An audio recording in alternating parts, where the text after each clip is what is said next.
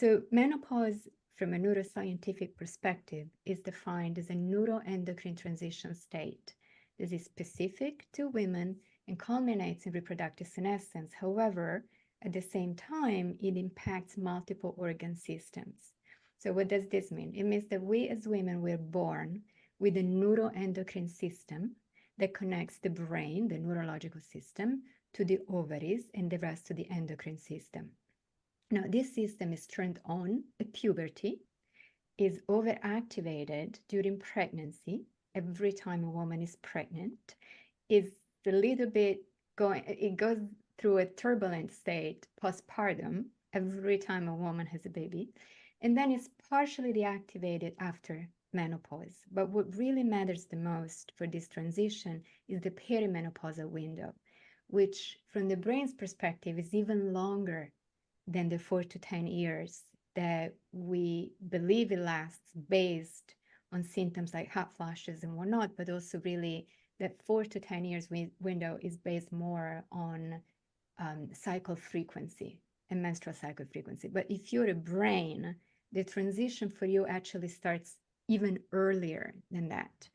And by doing brain imaging, which is what I do for a living at this point, you can see the very subtle changes in brain structure and function and biochemistry are evident already during the late premenopausal stage, which is when women are basically in their early 40s and your period is just changing a little bit, but it's still quite regular.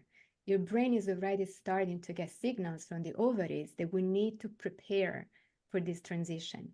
And once the ovaries are done, like Sharon was saying, the ovaries may close down shop. They stop making estrogen and progesterone, they run out of follicles. The brain is not done yet. It takes the brain another decade to really, it can take up to a decade to really settle down and find a new normal and carry on. And what we and others have shown is that the outcomes vary from person to person. So the brain symptoms of menopause, like the hot flashes, the night sweats, insomnia, depression, anxiety, the brain fog, the memory lapses, those are neurological signs that the brain is undergoing a transformation along with the ovaries, but the timeline is different. And that's why many women still have symptoms up to a decade after the final menstrual period, which really speaks to prevention and treatment when needed, because the whole process can last up to pretty much 20 years, right? And it's something that we just never talk about.